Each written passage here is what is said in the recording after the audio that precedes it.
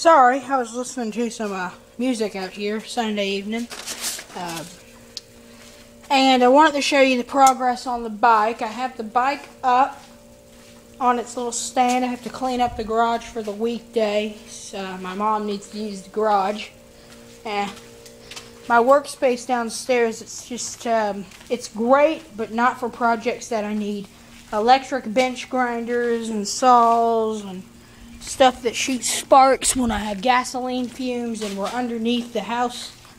So, yeah, I have to come up here to do the two-wheeled bike, which is a shame. I haven't really had a project yet for the basement, but anyway, here's what I slaved away on pretty much all of Sunday.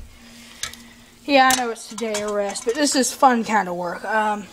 This is about a 1/4 inch thick steel plate, and it was on a barbecue grill that the bottom had rusted out. This is the side, and it took us, with that electric grinder, we broke 2 blades on our Sawzall, which is right here. Both metal bits are now finito. And that probably got us a whole inch before that happened. So we switched then to the electric grinder, and my dad was like, "This is going to take forever," and I was like, "It sure is, but we're going to do it." So we did, but we had to take breaks because the grinder was overheating. It was working it so hard. But anyway, we got it cut, and then I shaped it back up and knocked the rust off of this side. And basically what we're doing now is we're going to go to our local hardware store, Hudson's, and buy a new bit. And most importantly, we're going to buy some beveled machine screws and nuts. Because I would just use my part bucket, but I want to get the right ones, and they need to be short, and I just need it to work out. So we're going to get 1, 2, 3, 4, 5 of those.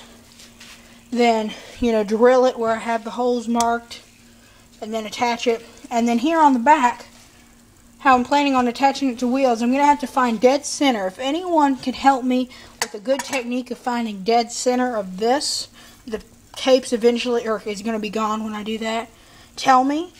I kind of was thinking I could draw lines and use kind of what's happening here, but I need a good way to find dead center because it has to be dead on. Then what I'm going to do is with this little lip here, and I'm really pushing it, I'm going to have to, these are not what I'm using, but I'm going to have to get the middle and drill little holes, 10 of them, that's how many there are, 10 little holes. See, it comes off pretty easily. But 10 little holes, and then I got to get 10 little machine screws and nuts. And I probably don't want a much wider,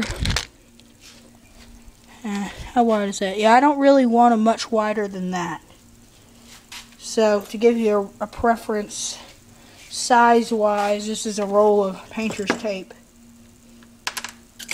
Let's try that again.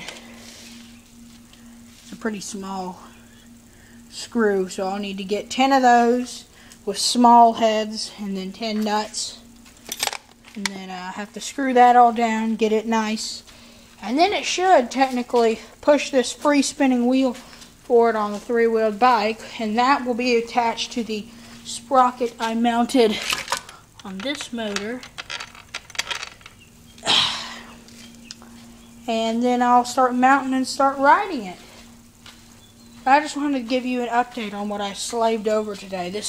We started probably cutting this maybe